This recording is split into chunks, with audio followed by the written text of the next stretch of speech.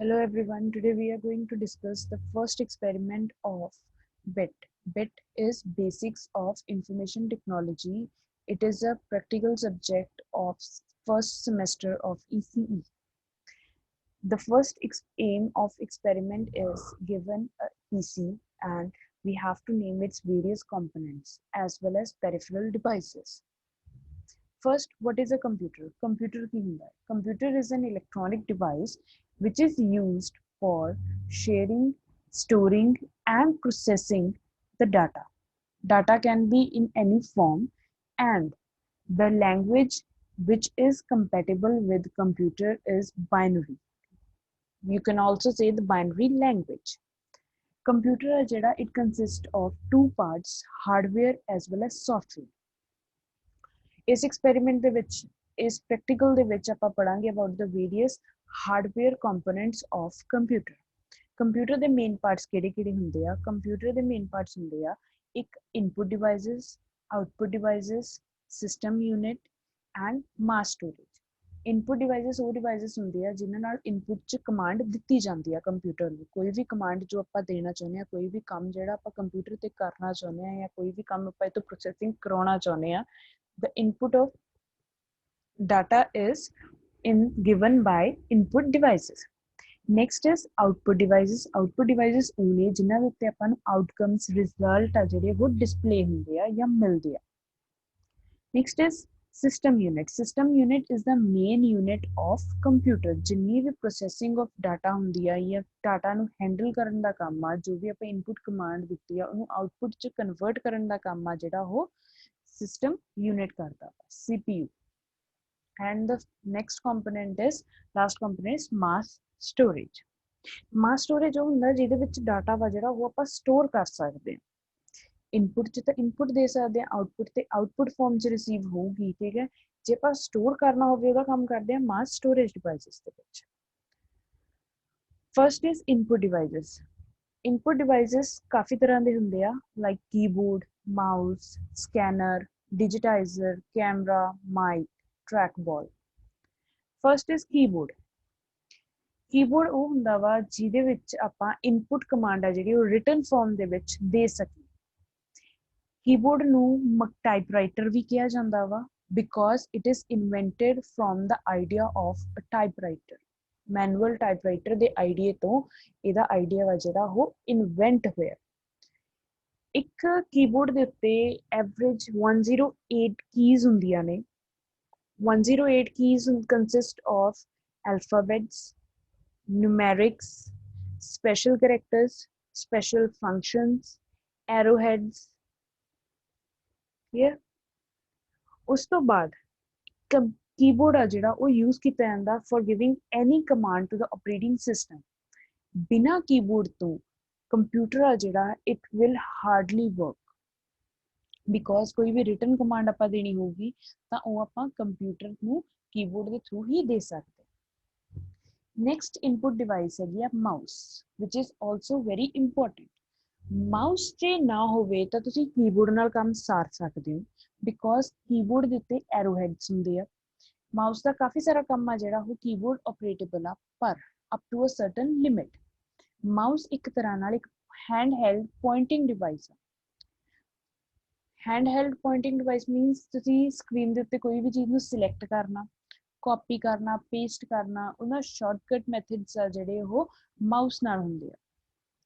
ਉਹ ਕੀਬੋਰਡ ਨਾਲ ਵੀ ਜਾਂਦੇ ਆ but you have to remember the keys to be pressed. For example copy ਕਰਨ ਲਈ ਕੰਟਰੋਲ C, ਪੇਸਟ ਕਰਨ ਲਈ ਕੰਟਰੋਲ V, ਐਲਫਾਬੈਟਸ ਨੂੰ ਬੋਲਡ ਅੱਖਰ 'ਚ ਲਿਖਣ ਲਈ ਕੰਟਰੋਲ B। ਸੋ ਇਸ ਤਰ੍ਹਾਂ ਨਾਲ ਕਾਫੀ ਸਾਰੀਆਂ ਕਮਾਂਡਸ ਯਾਦ ਕਰਨੀਆਂ ਪੈਂਦੀਆਂ ਨੇ, ਪਰ ਜੇ ਉਹਨੂੰ ਸੌਖੇ ਤਰੀਕੇ ਨਾਲ ਦੇਖੀਏ ਤਾਂ ਆਪਾਂ ਮਾਊਸ ਦੀ ਹੈਲਪ ਨਾਲ ਕਰ ਸਕਦੇ ਹਾਂ। ਮਾਊਸ ਦੇ ਉੱਤੇ 2 ਬਟਨਸ ਹੁੰਦੇ ਆ, ਇੱਕ ਲੈਫਟ ਇੱਕ ਰਾਈਟ। ਮਾਊਸ ਆ ਜਿਹੜਾ ਉਹ ਇੱਕ 2 ਡਾਇਮੈਂਸ਼ਨਲ ਮੋਸ਼ਨ ਰਿਲੇਟਿਵ ਡਿਵਾਈਸ ਹੁੰਦਾ ਵਾ ਜਿਹੜਾ ਕਿ ਸਰਫੇਸ ਦੇ ਰਿਲੇਟਿਵਲੀ ਆਪਰੇਟੇਬਲ ਹੁੰਦਾ ਵਾ। ਮਾਊਸ ਨੂੰ ਇੱਕ ਸਰਫੇਸ ਨਾਲ ਇੱਕ ਕੌਨਸਟੈਂਟ ਸਰਫੇਸ ਦੇ ਬੇਸ ਤੇ ਉਸ ਅਕੋਰਡਿੰਗ ਆ ਜਿਹੜਾ ਉਹ ਆਪਰੇਟ ਕੀਤਾ ਜਾਂਦਾ। Next is ਡਿਜੀਟਾਈਜ਼ਰ। ਡਿਜੀਟਾਈਜ਼ਰ ਉਹ ਮਸ਼ੀਨ ਹੁੰਦੀ ਹੈ ਜਿਹੜੀ ਐਨਾਲੌਗ ਸਿਗਨਲ ਨੂੰ ਡਿਜੀਟਲ ਸਿਗਨਲ 'ਚ ਕਨਵਰਟ ਕਰਦੀ। Best example of digitizer is the mobile screen ਜਿਨ੍ਹਾਂ ਨਾਲ ਪੈਨ ਮਿਲਦਾ। मोबाइल स्क्रीन ते विदाउट पेन भी ला लो तुसीं, जे आपां नॉर्मली देखिए आपां कोई भी कमांड दिन्ने आ मोबाइल फोन दे उत्ते कुछ लिखदे आ हत्थ नाल या फिंगर नाल, ਤਾਂ ਉਹ ਆਪਾਂ ਐਨਾਲੌਗ ਕਮਾਂਡ ਦੇ ਰਹੇ ਹਾਂ ਔਰ ਉਸ ਚੀਜ਼ ਨੂੰ ਡਿਜੀਟਲ ਚ ਕਨਵਰਟ ਕਰਕੇ ਪ੍ਰੋਸੈਸਿੰਗ ਕਰਨ ਦਾ ਕੰਮ ਆਪਣਾ ਫੋਨ ਮੋਬਾਈਲ ਫੋਨ ਕਰਦੇ ਆ। ठीक है। Digitizer is a machine that converts an analog object, image or signal into digital form. Analog signal ਨੂੰ digital ਚ convert ਕਰਨ ਦਾ digital means the computer readable format ਦੇ ਵਿੱਚ convert ਕਰਨ ਦਾ ਕੰਮ ਕਰਦੇ। Next is joystick. Next type of input device ਹੈਗਾ joystick. Joystick mostly use ਕੀਤੀ ਜਾਂਦੀ ਹੈ ਗੇਮਿੰਗਸ ਦੇ ਵਿੱਚ। ਜੇ ਤੁਸੀਂ ਕੰਪਿਊਟਰ ਨਾਲ ਅਟੈਚ ਤੇ ਕੋਈ ਗੇਮ ਖੇਡ ਰਹੇ ਹੋ ਤਾਂ ਉੱਥੇ joystick ਦਾ ਕੰਮ ਆ। joystick ਆ ਜਿਹੜੀ ਉਹ different angles ਤੇ मूव ਕਰਨ ਲਈ डिफरेंट डायरेक्शंस ਜਾਣ ਲਈ ਜਾਂ डिफरेंट स्पीडिंग्स इंक्रीज ਕਰਨ ਲਈ ਵਰਤੀ ਜਾਂਦੀ ਹੈ ਗੇਮਸ ਦੇ ਵਿੱਚ। Clear. Next is output devices. Output devices ਉਹ ਡਿਵਾਈਸਿਸ ਹੁੰਦੇ ਆ ਜਿਨ੍ਹਾਂ ਦੇ ਉੱਤੇ ਆਪਾਂ ਕੰਪਿਊਟਰ ਤੋਂ ਜੋ ਵੀ ਇਨਪੁਟ ਕਮਾਂਡ ਦਿੱਤੀ ਆ ਉਹਦੇ ਵਿਦ ਰਿਸਪੈਕਟ ਆਊਟਪੁੱਟ ਰਿਸੀਵ ਕਰ ਸਕੀਏ। Most proficient use of example of output device is monitor, computer monitor। ਕੋਈ ਵੀ ਕਮਾਂਡ ਦਿੰਨੇ ਆ ਤਾਂ ਆਪਾਂ ਨੂੰ ਉਹ ਵਿਜ਼ੀਬਲ ਹੁੰਦੀ ਆ ਕੰਪਿਊਟਰ ਮੋਨੀਟਰ ਤੇ। ਉਸ ਤੋਂ ਬਿਨਾ different types of output devices ਹੁੰਦੇ ਆ ਪ੍ਰਿੰਟਰਸ, ਜਿਹਦੇ ਉੱਤੇ ਆਪਾਂ ਪ੍ਰਿੰਟ ਆਊਟ ਲੈ ਸਕਦੇ ਆ in the form of printing paper ਜਾਂ ਕਿਸੇ ਵੀ ਚੀਜ਼ ਦੇ ਪ੍ਰਿੰਟ ਕਰਕੇ ਇੱਕ ਆਊਟਪੁੱਟ ਲੈ ਸਕਦੇ ਆ। ਉਸ ਤੋਂ ਬਾਅਦ ਮਾਈਕਰੋਫੋਨ ਜਿਹੜਾ ਕਿ ਇਲੈਕਟ੍ਰੀਕਲ ਸਿਗਨਲ ਨੂੰ ਸਾਊਂਡ ਦੇ ਵਿੱਚ ਕਨਵਰਟ ਕਰਕੇ ਆਪਾਂ ਨੂੰ ਆਡੀਓ ਫਾਰਮ ਦੇ ਵਿੱਚ ਸੁਣਦਾ ਵਾ। ਉਸ ਤੋਂ ਬਿਨਾ ਹੈਡਫੋਨਸ, ਮੋਨੀਟਰਸ ਹੋ ਗਏ, ਸਪੀਕਰਸ ਹੋ ਗਿਆ, ਵੈਬਕੈਮਸ ਹੋ ਗਏ। ਵੈਬਕੈਮਸ ਹੋ ਗਿਆ ਜੋ ਐਕਚੁਅਲ ਚ ਉਹ ਦੇਖਦਾ ਵਾ ਜਾਂ ਉਹ ਜੋ ਰਿਟਰੀਵ ਕਰ ਰਿਹਾ, ਜੋ ਉਹਨੂੰ ਸਿਗਨਲ ਆ ਰਿਹਾ ਉਹਨੂੰ ਕਨਵਰਟ ਕਰਕੇ ਸ਼ੋ ਕਰਨ ਦਾ ਕੰਮ ਵੈਬਕੈਮ ਕਰਦਾ। Next is system unit.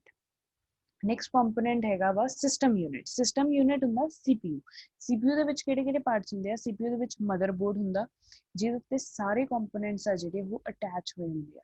ਇਹ ਉਹ ਕੰਪੋਨੈਂਟਸ ਦੇ ਪੈਰੀਫਰਲ ਬੈਕਐਂਡਸ ਹੁੰਦੇ ਆ ਜਿਹੜੇ ਕਿ ਆਪਰੇਟੇਬਲ ਹੁੰਦੇ ਆ। Motherboard is the main board of computer.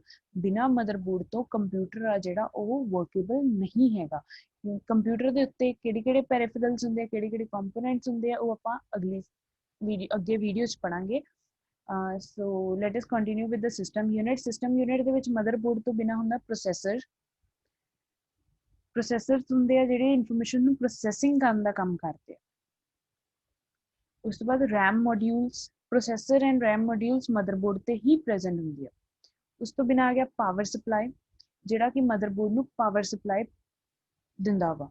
ਆਪਾਂ ਔਨ ਐਵਰੇਜ ਜੇ ਆਪਾਂ ਦੇਖੀਏ ਤਾਂ ਆਪਾਂ CPU ਨੂੰ 220 ਵੋਲਟਸ ਦੀ ਇਨਪੁਟ ਸਪਲਾਈ ਦਿੰਦੇ ਆ, ਪਰ ਕਈ ਵਾਰ ਡਿਵਾਈਸਿਸ ਨੇ ਜਿਹੜੇ ਉਹ ਇਸ ਤੋਂ ਘੱਟ ਵੋਲਟੇਜ ਤੇ ਆਪਰੇਟੇਬਲ ਹੁੰਦੇ ਆ। ਸੋ ਉਹ ਕਿੰਨੀ ਵੋਲਟੇਜ ਮਦਰਬੋਰਡ ਨੂੰ ਆਪਰੇਟ ਕਰਨ ਲਈ ਚਾਹੀਦੀ ਆ, ਕਿੰਨੀ ਵੋਲਟੇਜ ਦੇ ਉੱਤੇ ਕੋਈ ਵੀ ਪਰਟੀਕੂਲਰ ਕੰਪੋਨੈਂਟ ਆਪਾਂ ਸਪੋਜ਼ ਕੋਈ USB ਪੋਰਟ ਲਈ, USB ਆ ਜਿਹੜੀ ਉਹ ਹਾਰਡਲੀ 9 ਵੋਲਟ ਤੇ ਆਪਰੇਟੇਬਲ ਆ। ਸੋ 220 ਵੋਲਟਸ ਨੂੰ 9 ਵੋਲਟਸ ਤੇ ਕਨਵਰਟ ਕਰਨ ਦਾ ਕੰਮ ਆ ਜਿਹੜਾ ਉਹ power supply the. Power supply provides the power to the system ਤਾਂ ਕਿ ਉਹ ਆਪਰੇਟੇਬਲ ਰਹਿਣ। ਓਕੇ। ਮਦਰਬੋਰਡ ਦੇ ਉੱਤੇ ਕਾਫੀ ਸਾਰੇ ਕੰਪੋਨੈਂਟਸ ਲੱਗੇ ਹੁੰਦੇ ਆ।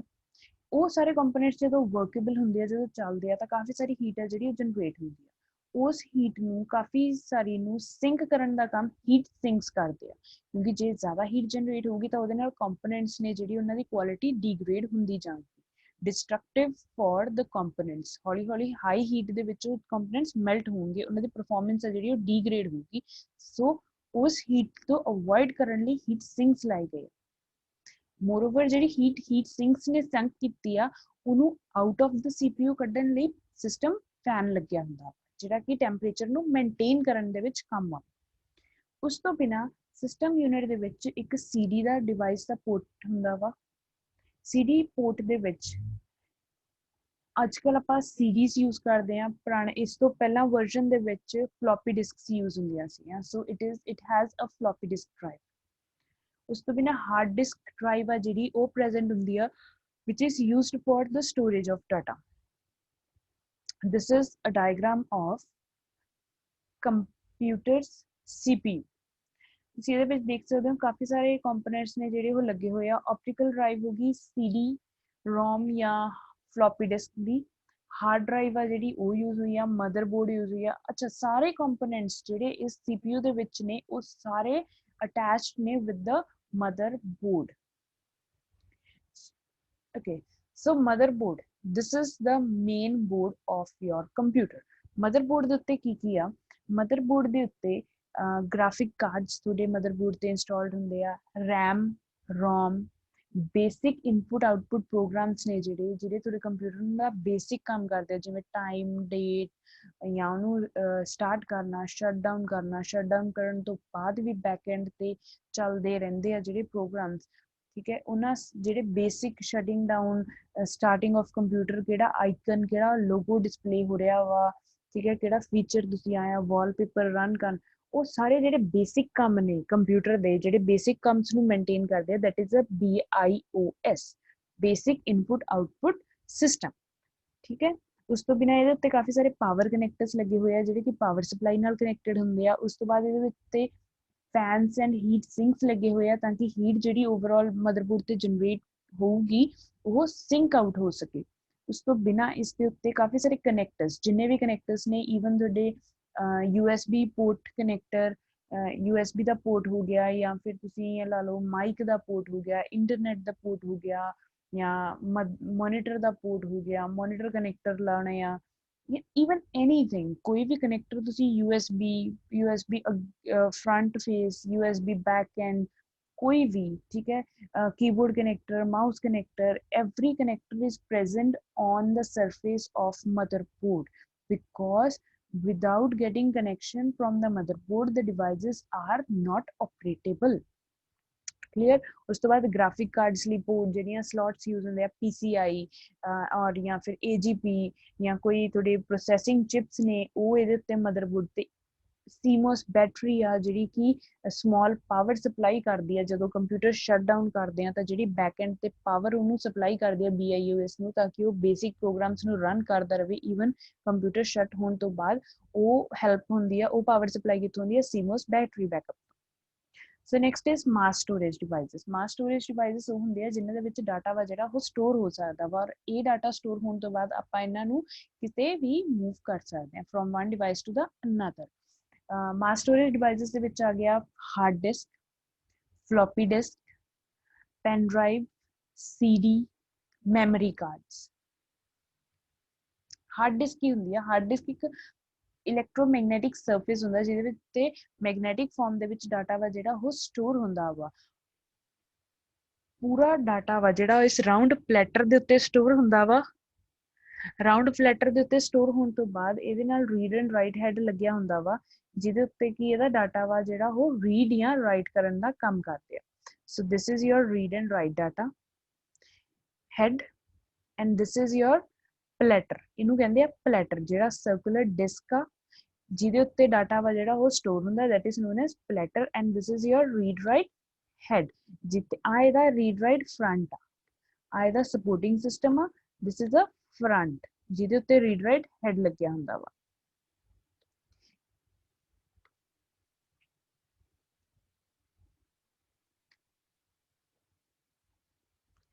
उस तो बाद next is floppy disk drive. Floppy disk drive अजकल CD ड्राइव्स यूज होने लग गई, CDs आ गई ने। CDs तो पहला CD is the next version of floppy disk drives. Floppy disk दा नैक्सट वर्जन आ CD। Floppy disk basically square shape च हुंदी सी, स्मॉल साइज च हुंदी सी, लैस डाटा स्टोर करदे हुंदे सीगे, और इहदे विच डिसएडवांटेज एक होर सीगी कि इनू हैंडल करना थोड़ा डेलीकेट सीगा। ये बहुत ईजीली है जी खराब हो जाती सी, बहुत ईजीली है जी ये उत्ते डाटा वा जो लॉस होने के चांसिस काफ़ी ज़्यादा सीगे। सो इसलिए इनू इंप्रूव किया गया और फ्लॉपी डिस्क की जगह पे CDs इन्वेंट हुई। Next is CD-ROM, pre pressed optical compact disk जिहदे उत्ते डाटा स्टोर किया जाता। और CD-ROM की फुल फॉर्म हैगी आ compact disk read only memory. Next is pen drive. Pen drive is very common among all the students. Pen drive एक small storage devices ਹੁੰਦੀ ਹੈ ਜਿਹੜੀ ਅੱਡ-ਅੱਡ size, ਅੱਡ-ਅੱਡ color, ਅੱਡ-ਅੱਡ companies ਦੀਆਂ ਆਉਂਦੀਆਂ ਨੇ। डिपेंड करता ਤੁਹਾਨੂੰ ਕਿੰਨੀ ਪੈਨ ਸਾਈਜ਼ ਦੀ ਕਿੰਨੇ ਡਾਟਾ ਸਟੋਰੇਜ ਦੇ ਲਈ ਚਾਹੀਦੀ ਆ, ਤਾਂ ਉਸ ਅਕੋਰਡਿੰਗ ਦੀ ਪੈਨ ਡਰਾਈਵ ਆ ਜਾਊਗੀ। 4 GB, 16 GB, 8 GB, even 1 TB ਤੱਕ ਦੀਆਂ ਪੈਨ ਡਰਾਈਵਸ ਨੇ ਜਿਹੜੀਆਂ ਉਹ ਮਾਰਕੀਟ 'ਚ ਅਵੇਲੇਬਲ ਨੇ। ਪੈਨ ਡਰਾਈਵਸ ਨੂੰ ਆਪਾਂ USB ਪੋਰਟ ਦੇ ਉੱਤੇ ਕਨੈਕਟ ਕਰਦੇ ਹਾਂ ਐਂਡ ਡਾਟਾ ਇਹਦੇ ਵਿੱਚ ਸਟੋਰੇਜ ਹੋ ਜਾਂਦਾ। Thank you.